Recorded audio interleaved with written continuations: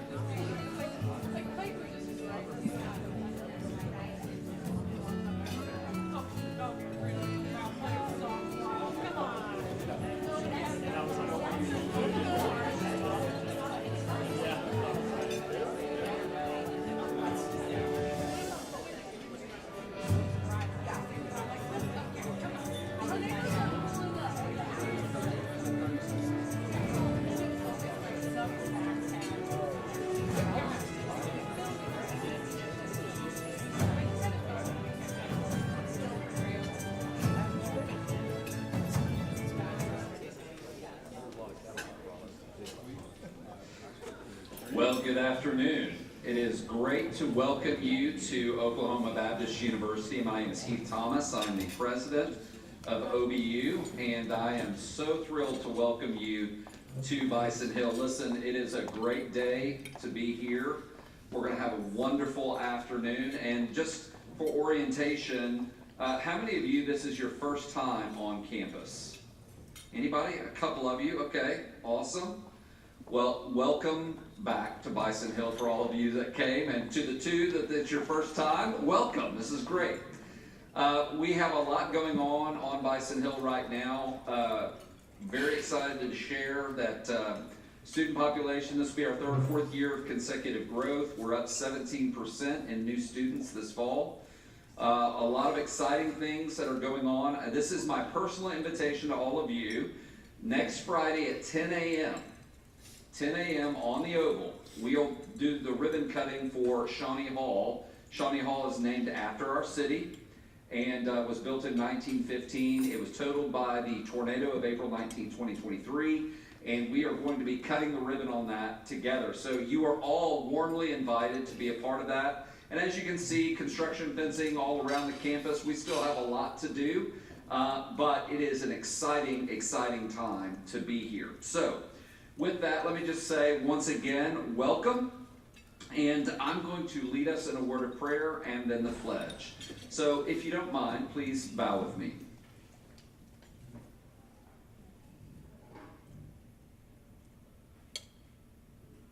Our Father, we thank you for life, the gift of this day.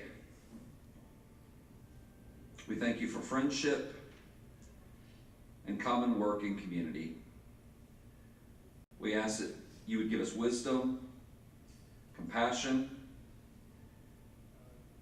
a real care for one another, and a desire to do great things in our world. And in all things we give you thanks and praise. Amen. If you would, rise with me while we pledge allegiance to the flag. I pledge allegiance to the flag of the United States of America and to the republic for which it stands, one nation, under God, indivisible, with liberty and justice for all. Thank you.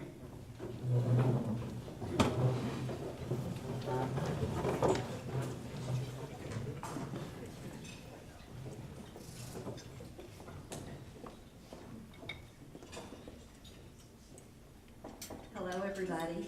I'm Tina Hanna, the chairman of Shawnee Forward, and I would like to proudly welcome each and every one of you here. We're so excited that you are at the first ever State of the Region, and you are going to learn learn so many amazing things about our city, our county, and our region. So hope you enjoyed your lunch. Please continue eating if you are not finished, because we've got a big lineup for you. All of this would not be possible without our incredible sponsors, and so, let's not show me. Let's show that next slide. If you'll look at our gold sponsors, we have Sovereign Bank, we have SSM Health, and Bank First. Let's thank our gold sponsors. Now we'll take a look at our silver and our gold sponsor, or our bronze and our gold. We have Oklahoma Baptist University as our silver, and we have Vision Bank as our bronze. So let's thank those sponsors. The Shawnee Forward Board of Directors has worked hard all the time, but especially this year, and so we are very proud of what we are accomplishing in our community, and I would like to just thank our Board of Directors. So if you are a current or a former Board of Director for Shawnee Forward, would you please stand?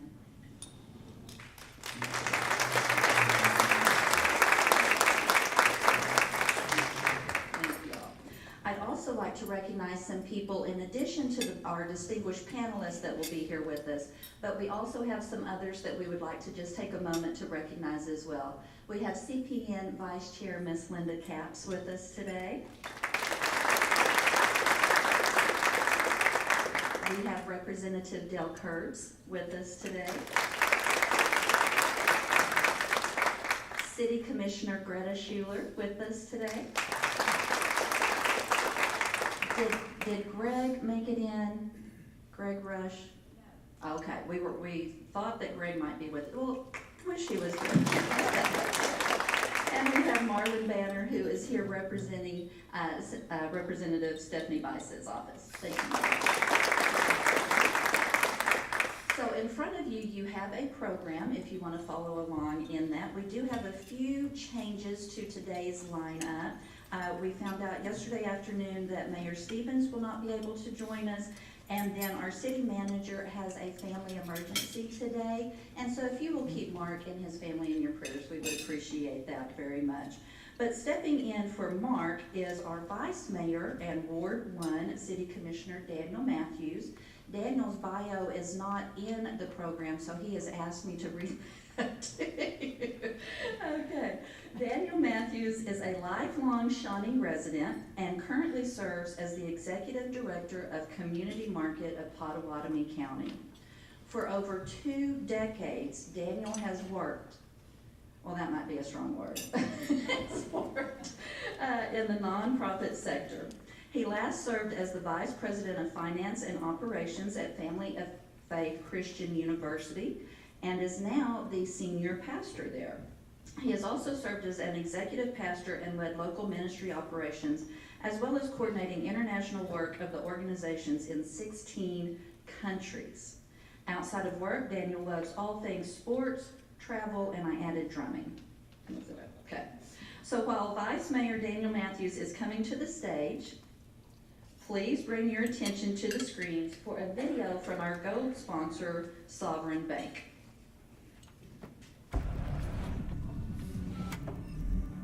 At Sovereign Bank, our story is more than numbers and transactions. We honor our roots by serving our communities with care and integrity. Creating financial stability for your family and business today and for generations to come. Sovereign Bank, rooted in heritage, driven by dreams, and tribally owned with pride.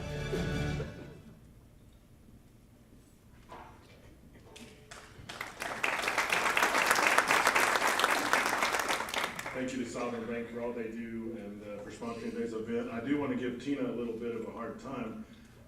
If you would kind of keep a secret, I'm not going to be announced as the senior pastor of Family of Faith until Sunday. So if you are a member, that's great. Don't tell anyone. If you aren't, you're welcome to join us, but please don't tell anyone. So thanks for letting that cat out of the bag, Tina. Good afternoon, friends. It's an honor to be with you today as we gather to consider both where we are as a region and where we're headed. I'm thankful for Shawnee Forward, their board, their staff, for putting this event together. I believe since their inception, Shawnee Forward plays an important role in the future of this region, and I'm proud to be both a member with Community Market and a supporter of your very important work. I love that we've gathered to talk about the state of the region because I grew up just outside city limits, but always considered myself from Shawnee. I teased Melissa that some of my favorite votes were getting a vote for Melissa as my commissioner. But I never got to vote for mayor or anything like that until we moved into town because my kids wanted pizza to be able to be delivered. And so it's an honor to serve and work alongside so many people. I'm honored today to be with Chairman Barrett and Vice Chairman Capps of the Citizen Potawatomi Nation. I'm so thankful for your dedication to our region and the nation. I'm proud to give a hard time and be joined by Commissioner Dennis. And I also wish our best to Commissioner Rush and Commissioner Thompson. Our region is better because of each of them. I bring you greetings today from Shawnee City Manager Mark Simpson. Mark is with his mother today. He's having a medical procedure and he cleared me to say that. And I tell you, that is right where he needs to be. A couple years ago, as I was asked yesterday to fill in, I was reminded of a conversation I had with Congressman Cole. And a small group were discussing what we saw as the future of our state.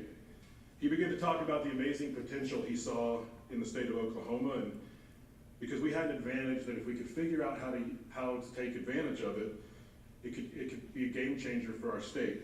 As he shared his vision for the entire state, I began to be excited because I saw how our region had a potential to be the model for exactly what he was talking about. Congressman Cole laid out the case that the presence of strong, sovereign tribal nations is to the benefit of our state, our local, our county, our tribal governments working with our federal and state delegations in focused determination to drive our region forward is the recipe that not many other states can offer. I was glad that when he talked about this incredible potential, we didn't have to look far to find it because we know it's present in our region. When I was asked to talk about the future and how I see it and how we best position ourselves for growth, the first thought I had was our region needs a strong local government at the City of Shawnee. Our region needs a strong county government, and our region needs a strong sovereign tribal nation in the Citizen Potawatomi Nation. Not strong as competitors, but strong as partners. Not as strong in being the seat of power, but strong in being the most dedicated of servants. I love that Dr. Thomas here at OBU has called this the era of renewal for OBU. And I'm hopeful that long after each of us are done serving and gone from office, history will reflect on this era for our region as the era of collaboration. And for those of you here today, leading companies, providing opportunities for growth and a better future for local families, you need to know that when we gather to work with the county, and when we gather to work with our partners at the Citizen Potawatomi Nation, I see each and every time this spirit of collaboration. We all have responsibilities to those we serve, but doing so and serving people in a way that shows how we can make each other stronger. What part can I play in strengthening the entire region? We are stronger when we build together. Chairman Barrett, Vice Chairman Capps, Commissioner Dennis, Representative Curbs, I want each of you to know how thankful we are for your leadership and how committed we are to doing our part at the city to be good partners and good collaborators. So as we look at what we're doing and where we are headed, I think an important question we have to ask ourselves as government is, what is government's role? I'm not much of a gardener. My family could attest to that. I can't really grow much of anything, and if I'm being honest, I reap the benefits of the green thumbs of my wife and my daughter who grow the most beautiful gardens in front and behind our house. When they leave town, they're lucky if it survives till they return. But when I look at the role that government plays in pushing economic development and opportunity forward in our region, I see us as those who tend the soil. You can have the most beautiful plants, the best of seeds, the knowledge on how to prune, the water, all the stuff. But if the soil isn't good, if the right ingredients aren't present, the plant will never grow and reach its potential. It won't thrive, it won't be what it could be if it were planted in good soil. The thing about soil is that most of the time, what it does and even what it is isn't seen. But what goes on in the soil matters. Those of you gathered here today are entrusted with growing the plants, producing the fruit, finding new spaces for planting plants, and making sure that all that you put your hands to grows. But those of us in government are entrusted with making sure the soil where you invest your seed where you build, making sure that that's healthy and ready for growth. Our commitment can't just be to bringing in new businesses. Those are important and needed. When we talk about the future expansion and future things we could do, new business plays a vital role. But our work must be to prepare the environment equally so they benefit the growth of the companies that have been with us along the way. Companies that have invested for decades in our region and have been the backbone of our community. The energy with which we celebrate a company deciding to move here should be matched by the enthusiasm we have for a long-standing company's expansion. That's why I'm so excited to join my friends at George Fisher tomorrow as they open a new state-of-the-art facility, because every time that happens, it tells our residents and our dreamers that they too, if they have an idea to start a local company, that over time it can grow into a world-respected leader. It tells them that you don't have to go far off to succeed. You can do it right here where you grew up. The idea of preparing the soil for growth is why Shawnee has recently made some of its largest infrastructure commitments in its history as a city, to position us for growth and to be ready for the future. I firmly believe that government is always at its best when it's prepared for the challenges of today, but it spends more of its focus and energy on creating the region of tomorrow. Moves that aren't apparent to many in their eyes, but felt by every resident every day. In the last year or so, we've opened a new water treatment plant that provides increased capacity for decades here in our community. Our wastewater treatment plant, soon to come online, representing a large commitment from local voters. It'll increase efficiency and capacity to support our city if it were to triple in size. In working with our federal and state delegations, we secured large ARPA allocations that were dedicated largely to updating our water and sewer lines in an aging system. Large arterial street projects such as Kickapoo, which is beginning after a long while, and 45th Street, which will soon begin, prepare us for the Shawnee of tomorrow. None of this always goes as planned. As the tornado of 2023 has had a chance to derail us from a better future, but I'll never forget meeting with leaders from our partners in the tribal, the county, the state, and federal and private business. We stood together saying, where do we go from here? How do we rebuild? We saw that smart fiscal policy allowed Shawnee to have reserves to quickly respond and clean up for our friends and neighbors.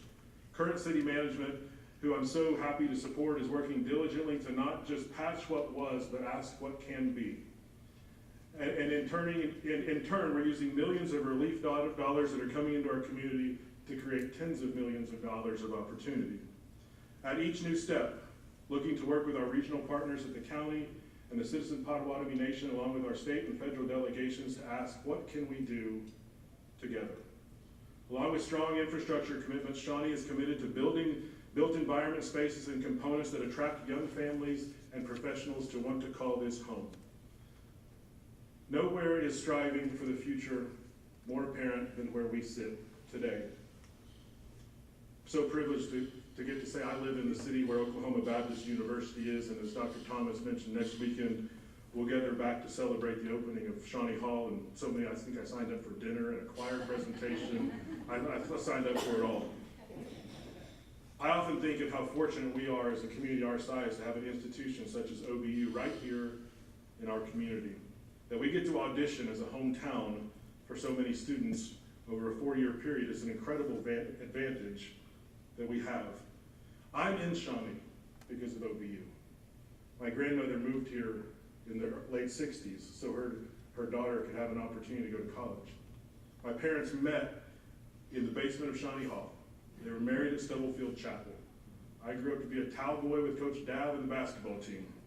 I live here because of OBU, and we're blessed to have OBU here.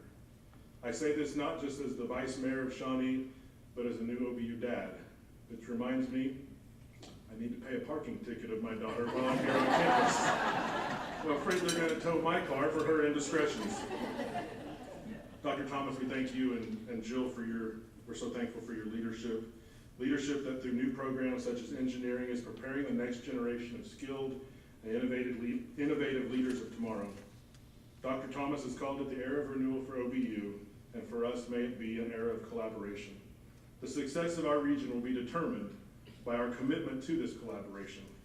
I want to thank you all. Your being here is your commitment to staying engaged. You're playing a role in cultivating the growth of our community so that we can leave it better than we found it. Thank you.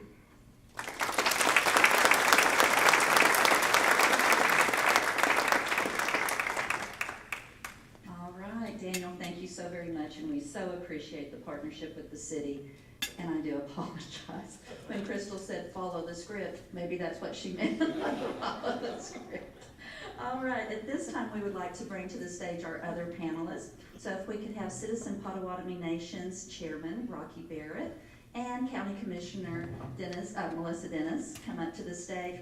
Also, our moderator, Shawnee Forward CEO, Crystal Romanishin, will be moderating the panel. While they are making their way to the stage, I'd like to direct your attention back to the screen, and we're going to see another short video by another one of our gold sponsors, SSM Health.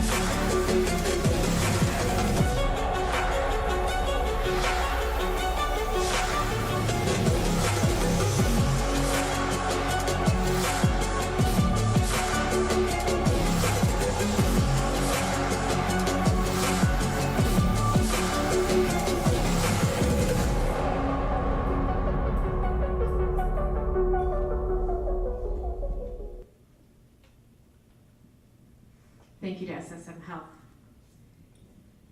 Thank you all for being here. I truly appreciate it. And for all of you, I'm incredibly proud to be here today with these three distinguished folks from our community who do so much for our region. And I hope in the next half hour or so, we learn even more about their contributions from their respective local government and tribal nation. So I wanted just to start by giving you all an opportunity to share an accomplishment or two from your organization over the last year that you're particularly proud of. Chairman Barrett, could we start with you? Well, as most of you who've been south of Shawnee notice, we've been under construction with quite a few large projects. We are finished with our new 126-room hotel. So the southern part of the community has some new and adequate facilities for visitors to the community.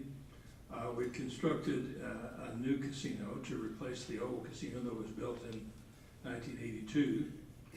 And we've spent just almost $10 million on constructing fully turfed, a group of fully turfed softball fields. We're going to end up with 11 softball fields. One of them will be, the one field that hasn't been completed, will be a stadium venue with 4,000 seats.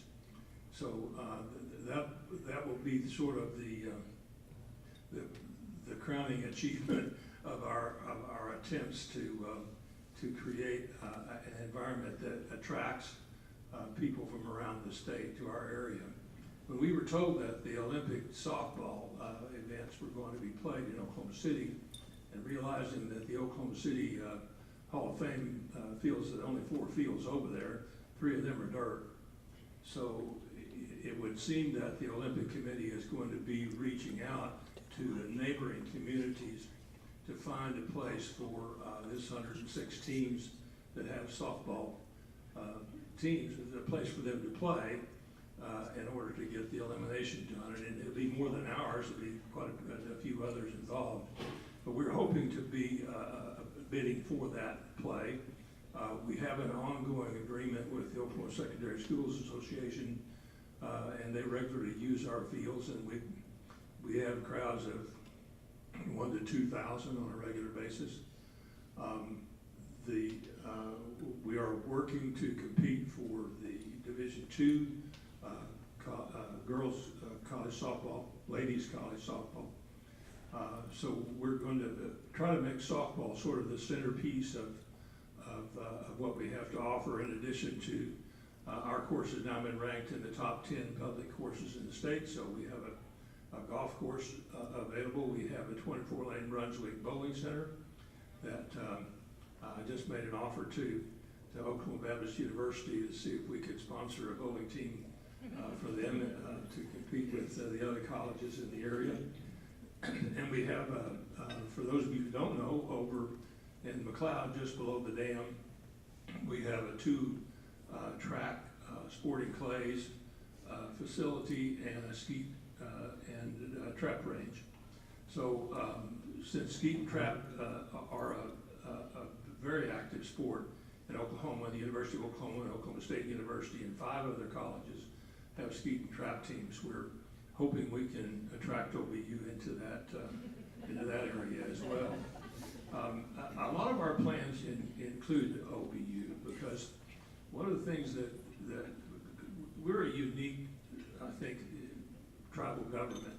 I know we're a unique tribal government. We're the only government of any tribe in the United States, of the 500 or so tribes, that has basically enfranchised every single member of the tribe. We have 40,000 members that live in virtually every state in the Union. Everywhere in the United States where there are more than 2,000 Citizen Potawatomi, they have a representative to the state legislature. And we have the only virtual tribal legislature in the United States. We meet by Zoom or one of the aggregation operations. And our whole government is designed to be as inclusive as possible as we can, because without active awareness and attachment to the tribal government, there is a loss of culture. And one of the things that the Potawatomis have worked so hard at doing is regaining our culture, because we are probably the most relocated tribe in United States history. In the span of 1836 until the 1870s, when we arrived in Shawnee or in Pottawatomie County, that's the span of a single lifetime. Our tribe was relocated 5 times. And by relocated, I mean told by the troops that you will leave everything except what you can carry, because we're going to burn the rest. And we're going to walk you 400 miles, and you can start over chopping trees and building houses and clearing land. And as soon as you get that done, we're going to move you again. And then we're going to move you again. And then we're going to let the Civil War kill off most of your livestock and force you into at gunpoint, and then we're going to move you again. So if ever there was of course no one knew what, was it PTSD? No one knew what that was back then, but if ever there was a tribe that deserved to have post-traumatic stress syndrome, it would be the Potawatomis. But there is I'm especially proud that our people have managed to survive that, and to, even though we reached about as low as you can possibly get in the status or the condition of a tribe. When I took office in 1973, we had gone from 440,000 acres that we bought for cash on the sale of our lands in Kansas. And when we arrived here, of course, another tribe had settled on it, and that dispute didn't get settled until 1996. What happened with us is the Bureau of Indian Affairs made an announcement to our membership after we had, the reservation had been allotted out in 80-acre chunks to each individual member. They announced that if you left your land in trust with the United States, that land, of course, was under the jurisdiction of the United States and still is, but that if your land was in trust, you would be deemed an incompetent, so that the revenues generated by that property would be managed by the Bureau of Indian Affairs. So if you didn't want to be deemed an incompetent and have someone else running your checking account, then you would take your land out of trust. And so there was a huge move to take all of the thousands and thousands of acres that the tribe had held in trust, to take it out of trust because of that. Because there was a great fear of the Bureau of Indian Affairs, because they're the ones that have moved us. We ended up, when I took office in 1973, I was 26 years old, and we had an abandoned job trailer that the Corps of Engineers had left on the BIA land after straightening Squirrel Creek. That was a 2-room trailer. We didn't have a telephone. We had just, we had about $75 a month coming in and $550 in the bank. And then we had a 5-person government as opposed to the 16-person government we have now. And of that 5-person government, I was one of the 3 that could read. We had a very difficult time when we started because we just didn't have anything. So we sort of, as fate would have it, the leftover programs from the Johnson administration's civil rights programs were finally opened up for Indian tribes, and the Office of Economic Opportunity, we were able to get some money from them, and on behalf of all 5 tribes, we ended up getting telephones and tribal offices arranged for the absentee Shawnee, the Citizen Potawatomi, the Kickapoo, the Iowa, and the Sac and Fox Nation. When the federal government first started giving money to Indian tribes through federal grant programs, they did not, it was a policy of the federal government, they would not give that money to an Indian tribe because God knows what those Indians would do with that money. So you had to form a state corporation or a tribal corporation and then domesticate that tribal corporation with the Secretary of State of the state of Oklahoma and subject yourself to the courts and rules of the state of Oklahoma and operate as an intertribal group. No one tribe would be able to receive any funds. And the state of Oklahoma was determined to take 10% off the top for management, even though they weren't managing the money. We did manage to stop that because it was such a small amount that they didn't want to fight over it. But at any rate, that's sort of how the tribe started, and we have, that was 50-something years ago. We have come quite a way since then because we were determined as a people that we were going to build for the future. Our tribe has a saying that any of you have ever been to the Grand Casino, you'll notice that all of the railings along the balcony railings there are held up by cast iron corn plants. And that's to remind our people that everything that we earn from that casino is for the future. And the old Potawatomi saying that you don't eat the seed corn. If you eat the seed corn and don't have anything to plant for next year, you're going to starve. And so not eating the seed corn has been something that our people have endorsed, and we have allowed us to spend more money in creating education, creating opportunity.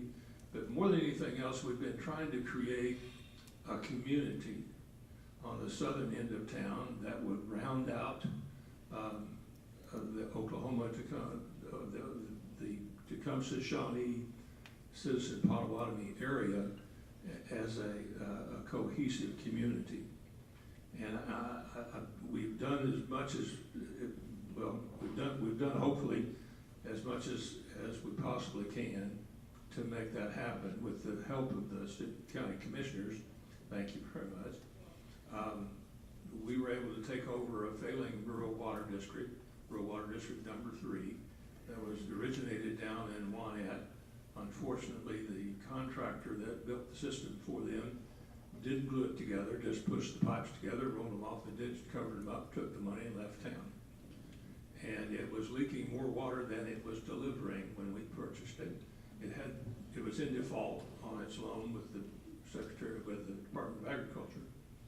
And so we began investing in that. We have about $15 million invested in Rural Water District number 3 and have approximately 3/4 of the area of Potawatomi County as a water jurisdiction. We are trying to make sure that everywhere that we take water, it has at least a 6-inch main so that those homes that are being built have fire protection. Because without fire insurance, it's expensive to have a home. And our cost of a meter, our meter charge is just about the same as 1 year's extra premium that you would pay for not having fire plugs available in your neighborhood. So I'm far away from where I was intending to be. What I'm hoping happens with Shawnee and with Potawatomi County in particular,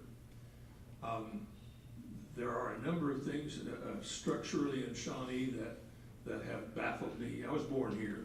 I went to school here. I've lived here almost my whole life. My father from here, and my grandfather started his business in this town in 1933. So the family's been here for quite some time. And one thing about when we constructed 177 in Shawnee, we sit in the bow of a river. We have water on 3 sides of us, so the ability to expand is pretty severely limited on the other side of Brangus Road. It starts, you're in the floodplain. But Highway 177, after it was built through, seems to have been treated as the Great Wall of China. There's no water, no sewer, no nothing on the other side. It's forbidden. And that land over there is a tremendous opportunity to expand this community. All we have to do is provide services over there. And it's not like it's a long way. It's 3 blocks from the high school. So that is an opportunity for us to expand somewhere other than north. And what's happening to us when all of these subdivisions that are being built out north, that are being built with 1.5 to 2 inches of asphalt on top of uncompacted gravel that are torn up by the time the concrete trucks finish pouring the slabs. What's happening with those houses out there is they're going to be distressed housing within a matter of 4 or 5 years with the way they're being built and the way the roads are being constructed, and that they're not forming ownership associations to guarantee that those facilities will stay livable. I think that the county ought to be able to adopt the International Building Code and enforce it in areas where the City of Shawnee does not have jurisdiction. Now, when you start talking about code, and you're a builder in the City of Shawnee, of course your ears are going to get red, but we have a code for a reason. It's been a tough fight for a town as old as we have to bring everything up to code. And code enforcement is probably why we have an empty downtown, a historically beautiful area. But every time we decide to redo downtown, we lose about 1/3 of the parking. So we really need to look at downtown from the perspective of who owns it and why is it vacant. And every vacant store down there is a loss of revenue, tax revenue, to the City of Shawnee. So it seems to me that those absentee owners that own those buildings should have their taxes raised to compensate for the losses that the City of Shawnee suffers in not collecting sales taxes on the businesses that were in them. This would provide them with an incentive to sell those properties to someone who wants to develop them. Now, that's a radical idea. I'll give you that. But I don't see any other way out. Shawnee will be, we lost another business, last week. Shawnee will be empty. Downtown Shawnee, original old downtown Shawnee will be empty. And it has, it's always been on one end of Shawnee. Shawnee, one of the reasons that we started Sovereign Bank, and it's now the largest tribally owned bank in the United States. It's $1.4 billion in assets. We expect it to be considerably larger because of the creation of our community development financial institution that has about $75 million in lending capital, which that federal program was discontinued by the Trump administration last week. But we contemplate that we don't need them anymore. We have generated our own earnings and capital to the point that we can do without the support of the federal government there. But we would love to see that restored because there are an awful lot of tribes that don't have the success that we've had with our CDFI. CDFI is in conjunction and working with banks, and every bank in this town has had interaction with a CDFI of some kind. They are the opportunity for us to provide credit to people who would not normally be able to get credit. So it is an opportunity for the town, more than anything else, more than the regulatory aspects, more than what's happening downtown, more than the lack of development on the west side of town, all of those things. None of those are as important as what's coming at us like a freight train. AI is going to have an impact on every person in this room's life. If it's not already, it's going to be soon.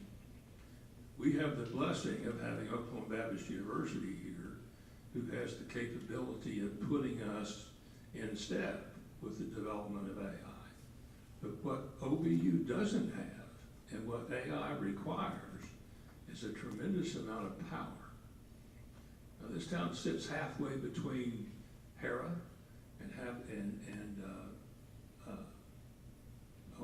down south, power plant at Conowall.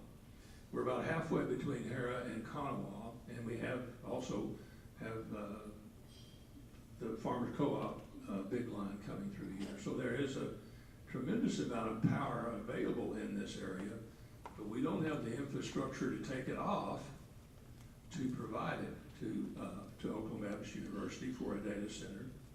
So the tribe is currently planning a 200 megawatt data center with 100 megawatt of it coming off of the line and 100 megawatt self-generated. We think that's just going to be a start for what's going to be necessary in order to be competitive as a community with the start of things. I downloaded an article this morning. Chairman Merritt, I appreciate you sharing some of the accomplishments, but before I let you get too far looking forward, I would like to celebrate some of the accomplishments of our partners also on stage with us. There is no doubt the contribution from Citizen Potawatomi Nation in recent years is tremendous for our region, and you do have a lot to celebrate for what you have achieved, and I appreciate that.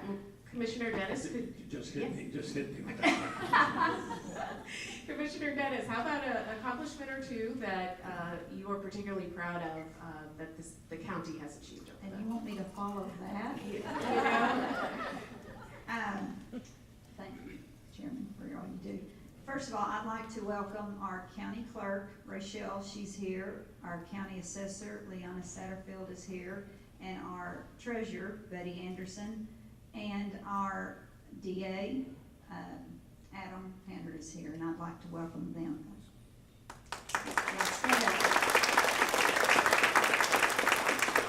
So anyway, what are we proud of? Golly, our accomplishments. Well, you know, our administration building is not that new, but it is new. So we are very proud of it.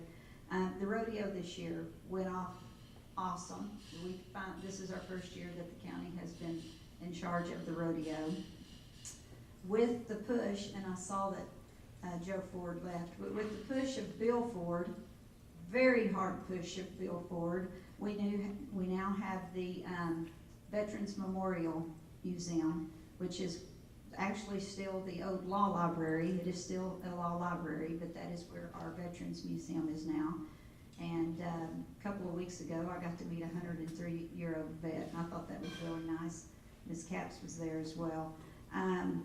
The education tax that has continued past this past April. I think that's a big accomplishment for the schools in this area.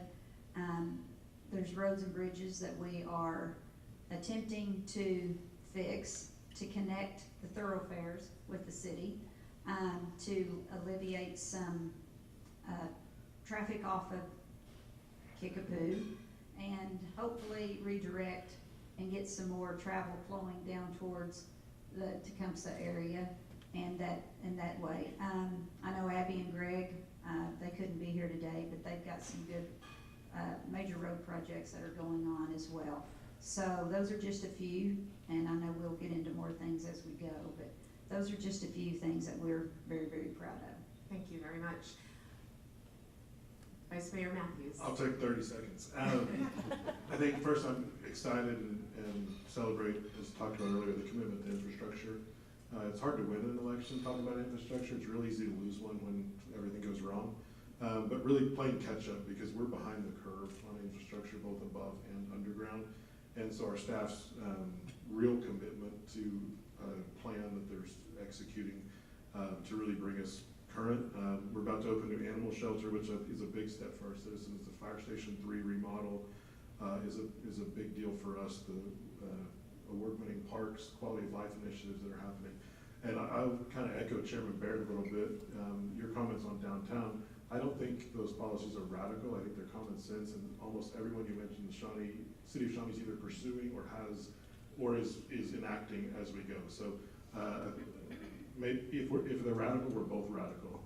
But I think you're going to shortly see the city execute pretty close to what you talked about.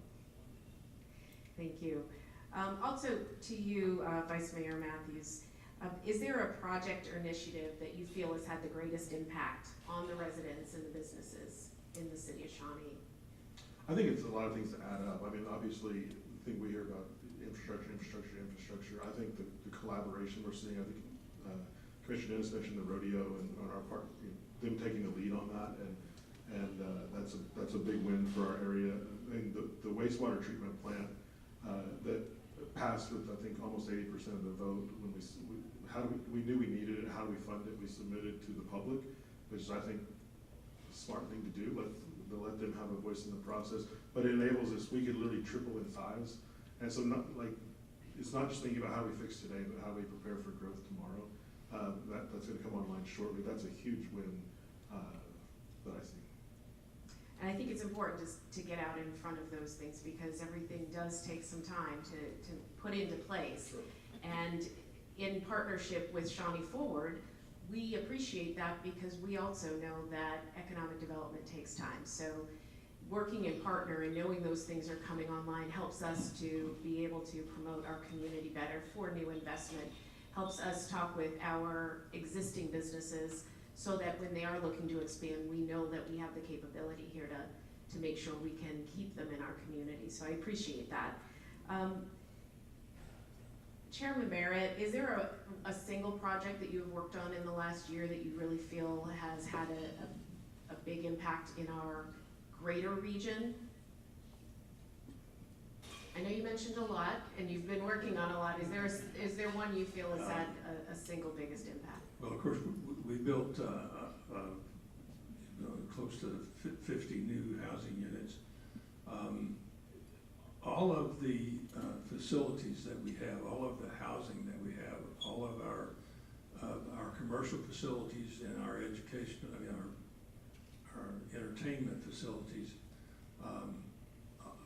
and our headquarters, all of those are ground source heat pump, geothermally heated and cooled. We've sort of devoted our entire operation, beginning with our clinics, to putting in ground source heat pump geothermal systems. Below 15 feet in Oklahoma, everywhere in Oklahoma, it's 55 degrees, and that's pretty cheap 55 degrees to get to. We have the 3 kinds of geothermal. There's a pond source geothermal that you can put an open pond that's more than 15 feet deep. You can keep that water cool, and that's the way we do the Grand Casino. You'll see the fountains flowing at the Grand Casino.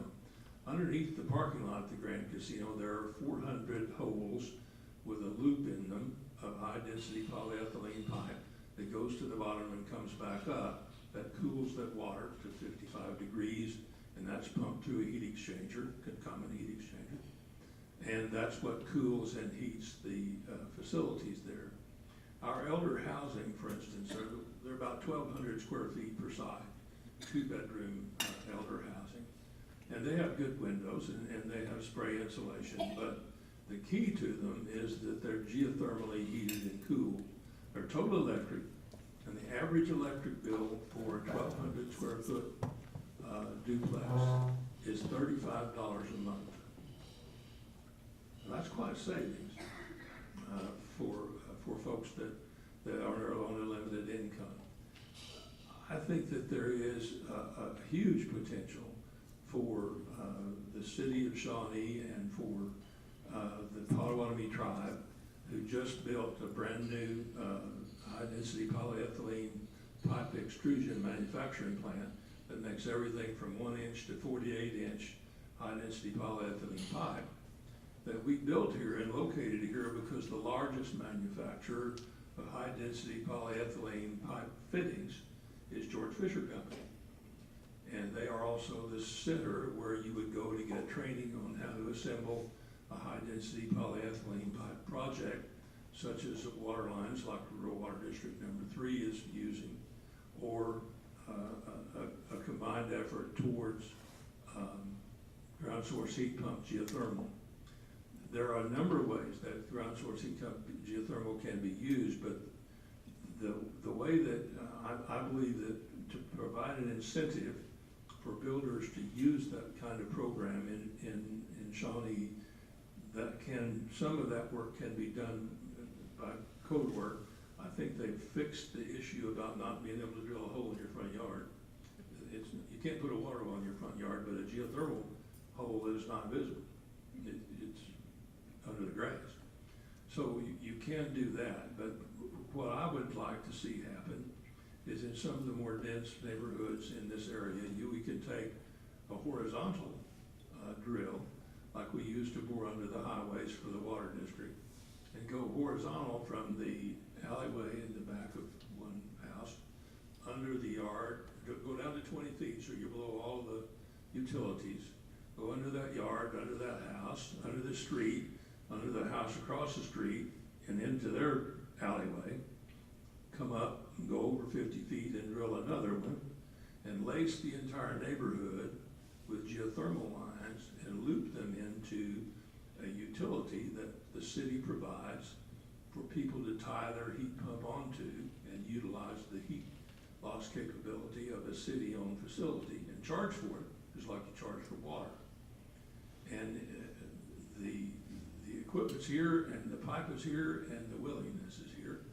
And the University of Oklahoma and the Oklahoma State University, both are the leading universities in the entire United States on the use of ground source heat pump geothermal systems. So you have expertise available to you, you have materials available to you. Hopefully, if you have governmental willingness, there is a possibility of providing something that makes Shawnee attractive for people to come here because it would cost less to live here. I think that's an incredibly innovative way to not only create and manufacture a piece of material that you need, but also to become part of an ecosystem, and then also part of our base industry, bringing new dollars in our community by shipping those pipes all over the country. So I love the way that you're thinking about that in a bigger way than just solving your immediate needs. So I appreciate that. Commissioner Dennis, I'd like to just ask you, when you are thinking about growth and all of the plans for the things that you have in the future, how are you balancing that with maintaining the quality of life initiatives for the residents also? Well, it's been a long time since I've been able to take my kids to, say, a fall festival or a winter wonderland in Oklahoma City. But now I have grandkids, so it brings a whole new perspective. Always.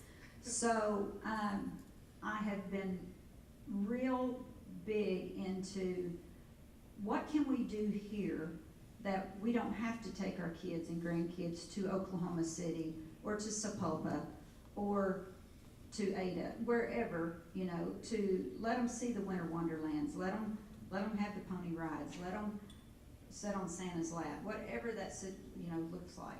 But there are so many, and I've said it millions of times, we have so much potential here. We have so much potential outside of the city limits. We have so much potential within the city limits. But right here, we have a potential that we can get the quality of life to where we can take our kids here. We can do things here. And I know that we're kind of working together on some things now for the fall festival. You know, the county is helping. We supplied the Ferris wheel this year. I'm so excited to say that the county is helping with the Ferris wheel this year at the fall festival. We've never been asked to do that. Of course, this is the first fall festival, I believe. But we're excited about that. And I'll tell you, quality of life may sound like doing things here and there, but without our district attorney taking almost 1,000 predators off the street, you know, that's the quality of life that sells. When you've got the child abuse that goes on here that a lot of people don't know about, but you've got a district attorney who is taking those predators off the streets and putting them in jail. That right there is, to me, a bigger quality of life than anything. Absolutely, public safety, highly important in quality of life as well. And then we become an attractor for other people to come to our community for those quality of life events, to not only live here, but even visit and leave their dollars here and go, when they go back home for the events that we're doing. So thank you for that. Daniel, how have local infrastructure investments supported business attraction and retention this year? You mentioned in your opening remarks supporting the businesses that exist. So those infrastructure projects, can you elaborate a little bit on how that helps our existing businesses? Yeah, I think we look at just making it easier, more desirable for folks to live here, easier for home builders to build. The Unified Development Code is going to be a big deal, making it cheaper and easier to build, and our staff's done a great job implementing that. Working with folks as they come in for new expansions, we look at like took all of us working together to help the George Fisher expansion, which is new, but it's an existing business. So how do we help? Those are the kind of things when I look at how do we make sure we're a good partner as our local community looks to grow. Love that. Yeah, and if any of you have heard me speak, you've probably heard me say that 80% of job creation comes from our existing businesses. So taking part in that is very important for that, because most of the job creation at the end of the day will come from our existing businesses like George Fisher and the 400 jobs that they'll be bringing to our community. So we appreciate that from you. To expand on quality of life and community a little bit more and kind of switch from those real fun, sexy wastewater management plant projects and that kind of thing. Daniel, while you still have that in your hand, you also mentioned the disaster that hit our community a couple of years ago in April of 2023. And I think that we all know that that's a way of life in Oklahoma, and that's part of the balance for all of the wonderful things that Oklahoma offers its residents. But in what way have that, as well as the public safety that Commissioner Dennis offered, and other challenges influenced how you're planning? Certainly it has changed it along the way. Yeah, I think I mentioned it first. I think it impacts our fiscal planning. The fact that it wasn't long ago that Shawnee had no reserve funding, the installation of reserve funding allowed us to be more nimble in our response to the disaster. I'm so proud of our leadership, Mark and Seth and their teams, because they're looking at not just, hey, how do we quick patch what we could, but how do we really say, okay, this was a challenge, but it's also an opportunity. And I think one of the greatest illustrations of that is the work that's going on at the airport. And so, hey, instead of throwing a terminal up real quickly, Representative Curbs, the aeronautics folks at the state, our federal, county, everybody's kind of looking at, okay, because we're quickly becoming a relief valve and more part of the metro every day. So how do we position ourselves for aviation, and aerospace is one of the fastest growing industries in the state. How do we participate in that? And so we can either fix what we had real quick, or we can take a minute and say, okay, we have now an opportunity that we wouldn't have had without the tornado. And there are so many downsides to it, but it's providing an opportunity for us to pause and say, okay, this opportunity or this challenge could become one of our greatest opportunities to propel our community forward. But it takes time. It takes a little bit of patience. It takes having the right people at the table. And I wore my airplane socks just in, but that's how I think I'm so proud of everyone that's had a piece of that. I think it's a great illustration of, we could have responded real quickly, and in a lot of ways, I'd like FEMA to let us respond more quickly. But instead, we're taking the time to really say, what's next for our community? And I think that's been a great opportunity. I like that. Commissioner Dennis, because you are such a large area that you are responsible for with your other commissioners, how do you make sure when you're planning that all of your region, all of the county benefits from the things that you're doing?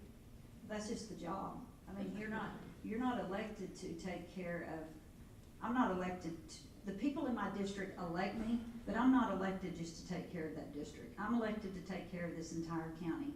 And this entire county is made up, obviously, of the citizens of Shawnee as well. So that's an easy job, because what would be hard is not to have to take care of everyone else and just focus on my little group. That's not easy for me, because everybody, we're elected for the good of the county, and period, the good of the county. And I don't know that I've ever made a decision based on just my constituents that vote for me, because that's not what I'm elected to do. So that's not a hard task. You can't please everybody all the time. God knows that. And so I just try to look at it like, I'm here, I represent everyone. I represent the tribes, I represent the city, I represent the constituents, my next door neighbors. But if there's something that I have to make a decision on that's going to benefit the city more than it will benefit my next door neighbor, that's where I choose to cast my vote, because that's what we are elected to do. I appreciate that. I'd like to ask Chairman Barrett, you mentioned a lot of recreation, the ball fields, perhaps clay shooting and bowling, but we know that Citizen Potawatomi Nation has other quality of life initiatives like housing and child care and health care. Can you elaborate on any of those advances in any of those areas that over the last year that you're particularly proud of? We are constructing, in addition to our facility, a dental facility, offering in a land that we have in Choctaw, Oklahoma. But here in Pottawatomie County, we're adding a drive-by pharmacy to our existing pharmacy facility, and we're going to expand our child care operation. Currently, we have about 500 children in our child care facilities, and we hope to add to that. Just in the one south of town, the one out at the Grand is a little bit smaller, but one of the things that is the biggest difficulty that people face is the cost of child care. It's just outrageous, and that's something that we can do something about. We have access to funding sources that a lot of times aren't available to, and we have an excellent grant writing staff, and they work really hard. But before I forget, don't leave it out, I really want to thank the City of Shawnee. I want to thank everyone that was involved in the change in the relationship between the city and the tribe that happened, almost 2 years ago. That was the end, for those of you who don't know, of almost 30 years of litigation. We were in litigation with the state of Oklahoma and the City of Shawnee for almost 30 years. How do you plan when you don't know whether you're going to lose a court case that makes you subject to the governmental jurisdiction of someone who's openly stating that we were robbing them of funds? But at any rate, now that that's settled, and now that the community is, and particularly the city government, sees the value in that. I would love to see everyone back off and take a hard look at the whole of the county and what we can do to make it more feasible. This lady is one of the most competent managers that any county ever had anywhere. But she's very, very limited in her staff. Is anyone here from the Central Oklahoma Economic Development District? Anybody here ever gotten any money from the Central Oklahoma Economic Development District?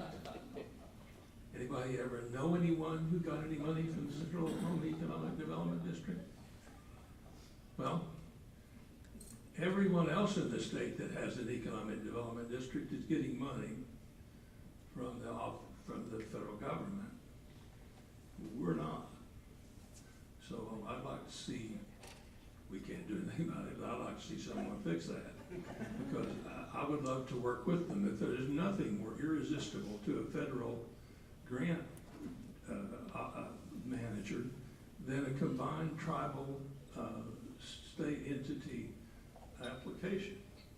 And we're missing an opportunity with all those guys that are drawing those salaries and they have to feed on their desk down there too, at the municipal auditorium. We're missing an opportunity. Those folks, to the numbers that I saw on this morning on Google, is that since 1982, the average award from the Central Oklahoma Economic Development District, if you divide them all by the number of years and the total number of dollars, is about $23,000 a year. Well, that won't even pay a secretary's salary. So that's a possibility. The other thing is, if you look on Google and look at the map of Potawatomi County, pull up the one that says where the city limits are of all of the towns in Potawatomi County. The largest town in Potawatomi County is Shawnee, Oklahoma. It's 15 miles wide and 10 miles high, and there's 264 people there. The next largest town in Potawatomi County is Bethel Acres. That's about 1,500 people. They have a 5-acre limitation on the smallest lots you can build on. They don't have a water system and don't have a sewer system. They go all the way to the Oklahoma County line, as does Shawnee. The next largest one is Tecumseh. It goes all the way to the Oklahoma County line, and there's like stacked up where over, close to, I guess, 2/3 of the county is occupied by 3 towns with less population than Oklahoma Baptist University. This inhibits this lady's ability to provide regulatory assistance to the rest of the county. The reason she can't do zoning, the reason she can't do code enforcement, the reason she can't do all of those things in the county is because these towns, back in this craziness in the 60s, when everybody was afraid Oklahoma City was going to annex Potawatomi County, and so all these city commissions get together and decide to annex all the way to the county line in order to stop the expansion of Oklahoma City. But what they did in the process of doing that, they took away jurisdictional authority from the county and its ability to regulate. It also took away a bunch of tax base. It took away a whole bunch of capabilities that we desperately need in this county if we're going to get by. This county needs to open, it's 75,000 people live in Potawatomi County. We don't have a 75,000 person market in Shawnee, Oklahoma. Our revenues in Shawnee, Oklahoma don't indicate 75,000 people. They do not do it, and it's because we have difficulty in connection infrastructure. To get from Tecumseh, Oklahoma to the mall, you gotta drive 2.5 miles west and turn around and come back on the 4-lane to get to the mall, unless you want to thread through the 14 or 15 lights that are between there. I think that's a problem for another day for you, Melissa. Certainly. I'm sorry I got off on that, but I think that if we were going to work with the county, if the county gets those jurisdictions back, the tribes themselves, and not just our tribe, can put those on the reservation roads inventory and get federal funds to help take care of the roads and bridges in that area. We're already working on the water side of it, but there are some tremendous opportunities coming up. And the tribe is working on a project right now to bring in a data center that will be a 200 megawatt data center, which is a quite large one. And hopefully that's going to be the anchor for bringing in technology that is absolutely going to be essential to Oklahoma Baptist University and for us as well. I look forward to sitting here on the stage hearing more about that next year. Would you please join me in thanking our panelists? I appreciate each and every one of you and enjoy working with you. While our panelists exit the stage, would you please direct your attention to the screen one last time? No, a couple more ahead of us, for a video from our sponsor. Many have contributed to the story of Shawnee, beginning with the Native American tribes who settled the area and the Quaker missionaries who served them. Cattle drovers then established an outpost, a restful stop on their journey across the prairie. Eventually, that outpost gave way to a mighty railroad, marking a new chapter in Shawnee's story. After the run of 91, the town boomed. In 1906, J. Lloyd Ford bought a mill that was relocated to Shawnee by man and horse. He named it the Shawnee Milling Company, which is family-owned to this day. With small-town charm and metropolitan amenities, today over 70 manufacturing companies call this area home. Bank First is proud to serve the heart of Potawatomi County and the people who continue to write the vibrant story of Shawnee. Bank First, loyal to Oklahoma, loyal to you. Thank you once again to our panel. I appreciate the time that you spent with us. I would be remiss if I didn't also share with you some of the accomplishments of Shawnee Forward over the last year. And in your program, there is a kind of annual report that gives a brief summary, but I wanted to highlight a couple of those things that I think are very important in not only where we've been able to go over the last year, but where we're looking ahead, where we'll be in the coming years. One of the important things, we talked about new business coming. We talked about growing our existing businesses.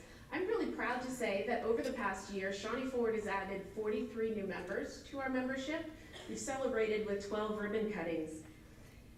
In addition, for our membership, we have had 55 Chamber of Commerce related events and an additional 10 economic development related events. And there are 2 of us on our team, and I want to say to you, that is a lot to do in our community. That's a lot of opportunities for each of you to connect, for each of you to learn, and for each of you to grow in your businesses.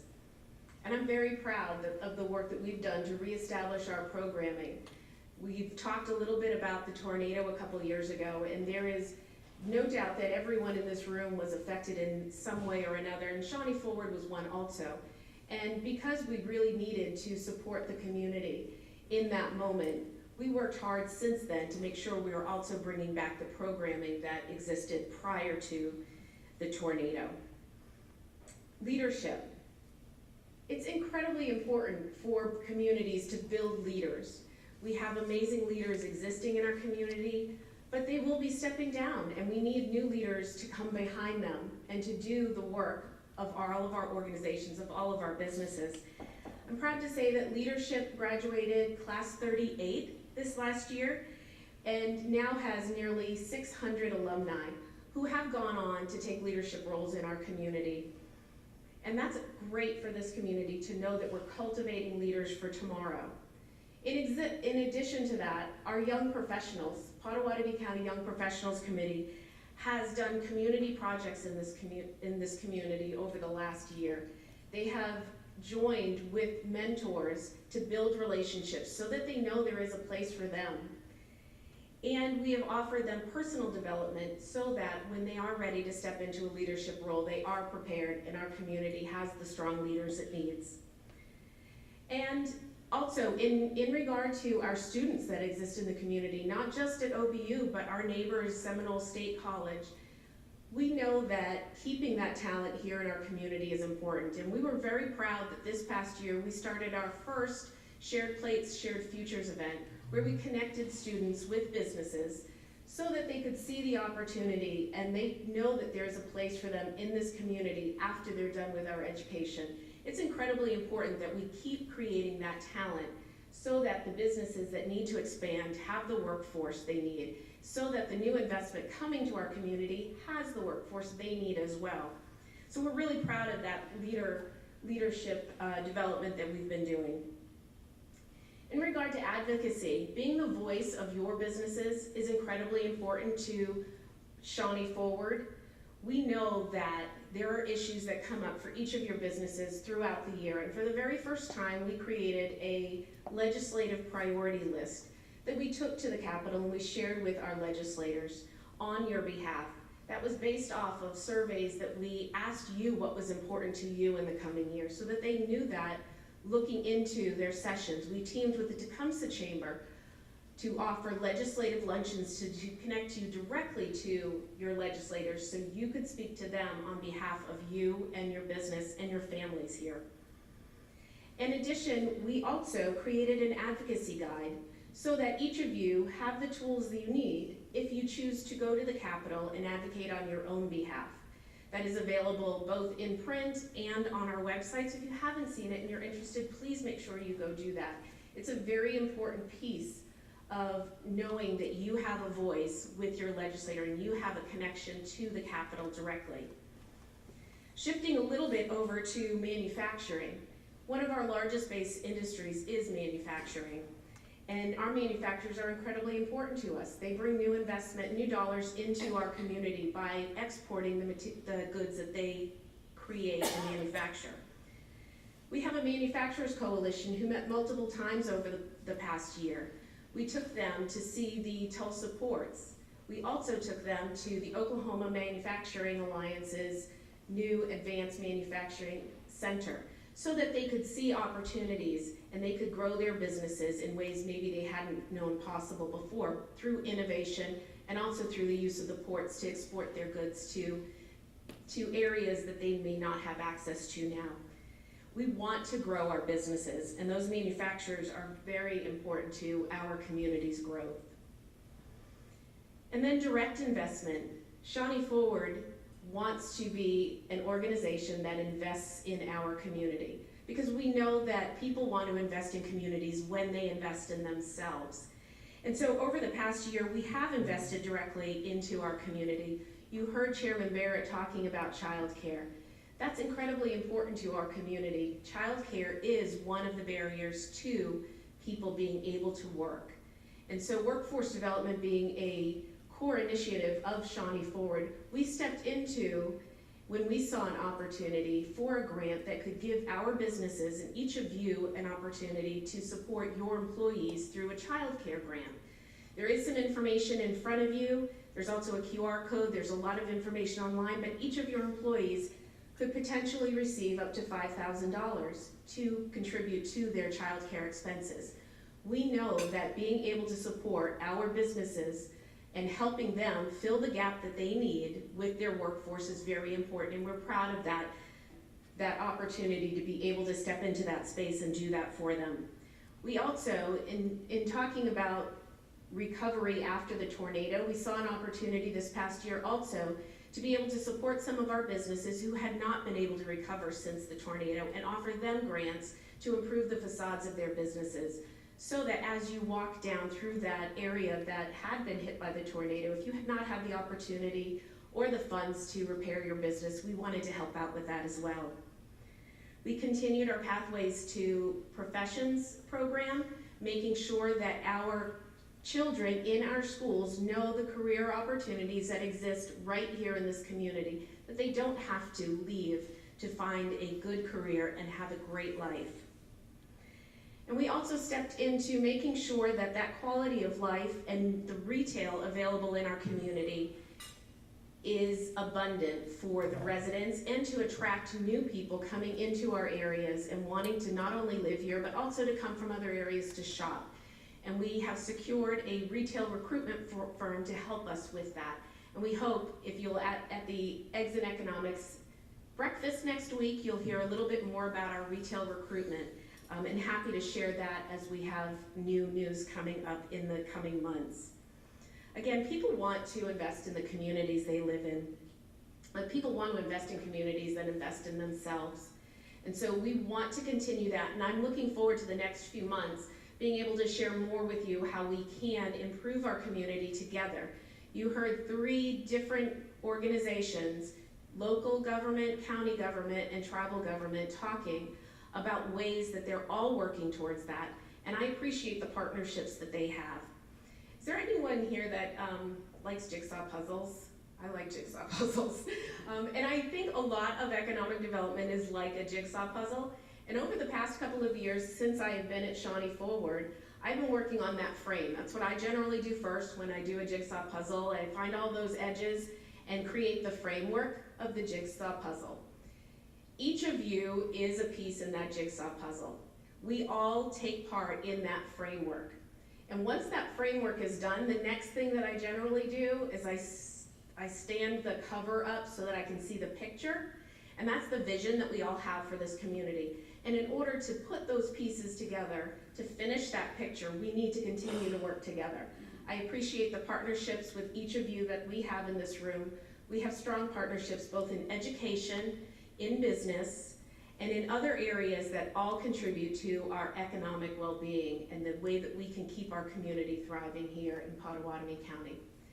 I'm proud to be here in front of you today. I look forward to the work that we continue together. And before we leave today, I'm just going to share one more video with you. And it's one that we use at Shawnee Forward that we developed over the last year. And we use it to market this community for site selectors who are looking to find places for companies looking for new homes. I think it's an important video to share with each of you, even though you already have a home here, so that you can truly understand how many different components go into people wanting to move their businesses into our community. So while we continue to support our businesses and expand, I'd like to share this with you to see so you can see how we are attracting new companies through the wonderful things we're doing.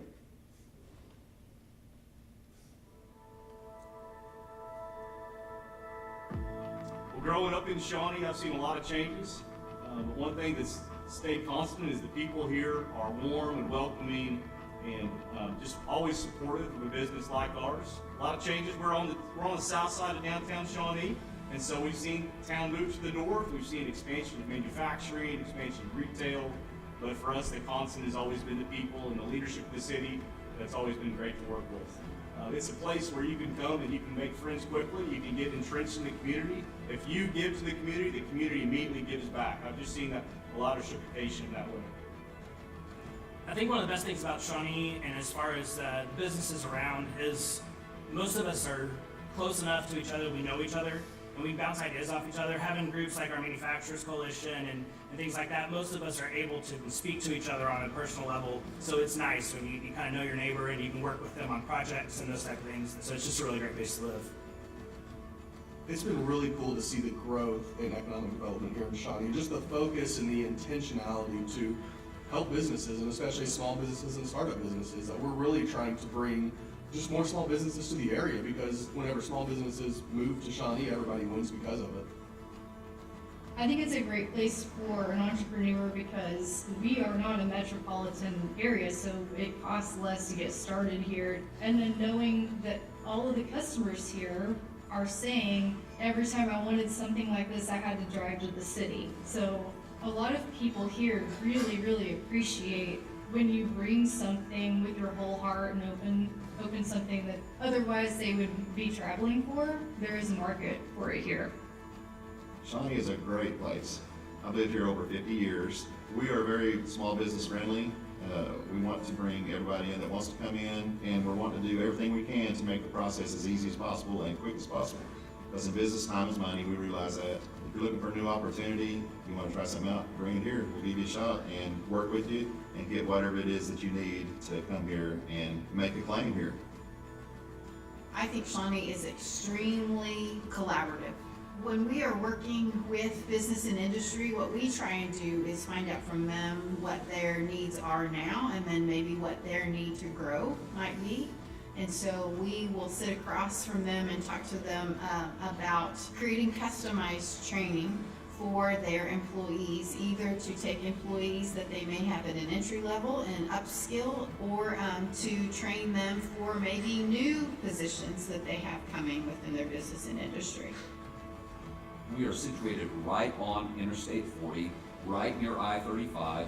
We have rail, we have an airport. We've got an unbelievable amount of traffic coming through this area on a day-to-day basis. That means a lot of people and a lot of bodies coming through our area. Shawnee is committed to growing. Shawnee is committed to economic development. That's very important. So we don't want to just sit still.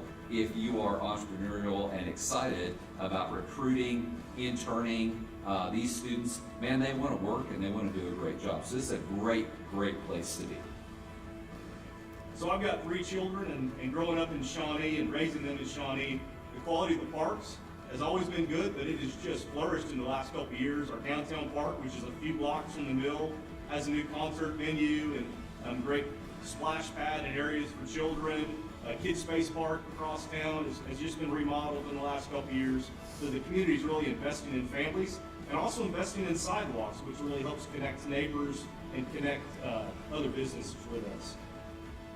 We have a really great downtown Main Street. I encourage anybody that comes through to go down and see the Santa Fe Depot and the Pop County Museum. A lot of small mom and pop shops, all kinds of stuff downtown Main Street. You know, we've really got a lot of stuff to do here. Shawnee's just big enough to give me what I want when I need it, but it's small enough it still feels like home.